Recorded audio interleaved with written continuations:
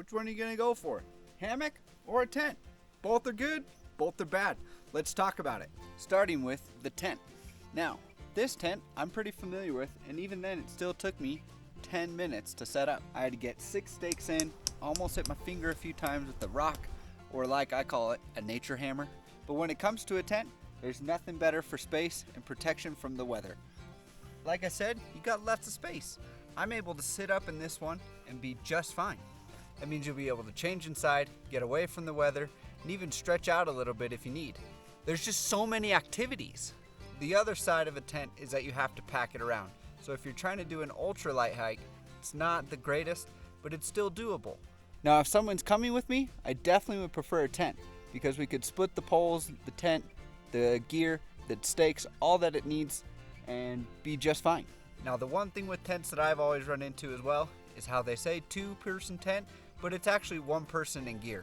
2 people could definitely fit in here, but getting your gear in here as well, that's going to be a little bit more uncomfortable. Now one other downside is that you're sleeping on the ground. And if you don't have a really good mattress, well, your back might be suffering a little bit.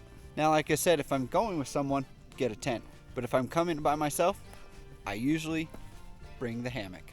This is the Sea to Summit hammock, and I really like it. One of the reasons I like it is because of the straps. The straps, the hammock, all fit inside of this stuff sack. Pretty convenient. They're adjustable to be able to get whatever height of the tree or whatever span you need. Well, maybe not whatever, but almost. But these are very easy to use. Take it like this, slip it through, and it hooks on. That's it. Now one reason I did go with the Sea to Summit instead of the Eno is because of these straps. The Eno has a whole separate bag just for the straps. The Eno also comes with carabiners, and you get little loops on your strap that you have to hook it up to. So with the Sea to Summit, you can get almost exactly where you need it. Instead of with the Eno, you get it to where the loops are. But I'm not here to just review the brand. I'm here to talk about the benefits of hammock camping. For me, there's no better sleep that I get while out camping than in a hammock. You're up off the ground, your back is supported, and it's just so comfortable to be inside the hammock and sleep pretty much the whole night. I usually toss and turn a little bit in the night with the tent, even with the good sleeping pad that I have. The hammock also took me about 2 minutes to set up. That's including the straps, the hammock, the underquilt, and the top quilt. Now if you've never set up a hammock, you might be asking, what's an underquilt? What's a top quilt?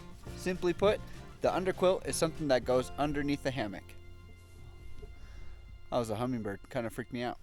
Now the underquilt does help keep everything in tight here, keeps you insulated, and if there's a wind, helps protect from that because the hammock itself is very thin.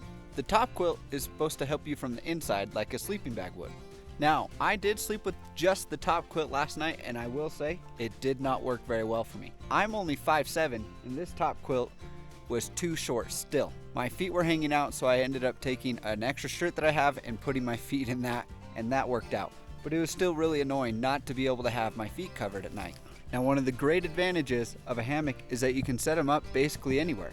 All you need are 2 good trees, and that's it. The tent, even just today, I spent about an hour looking for ground that was good enough to sleep on. And even then, I still had to go and clear out some rocks and sticks to make sure I could get set up. That doesn't happen with a hammock. One of the biggest downsides of a hammock is that you're pretty much exposed to all the elements. You can use one of these. This one's from Eno. It's a dry tarp. It goes over and creates almost an A-frame for your hammock.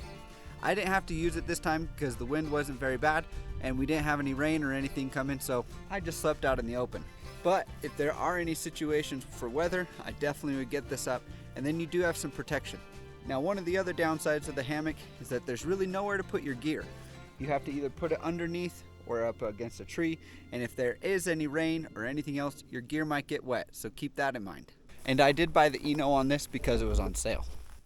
Well, I know this wasn't a comprehensive guide on the pros and cons of a tent or a hammock, but I wanted to give you guys a quick review of the pros and cons for me and how I would go about using a tent or a hammock. Now for me personally, I'm going to be a little bit of a hybrid. I'm going to bring the best of what I like of a tent and what I like in a hammock. But let me know down in the comments what you guys like. Are you a hammock camper or a tent camper? Maybe even both. Thanks for watching everybody, and we'll see you guys later.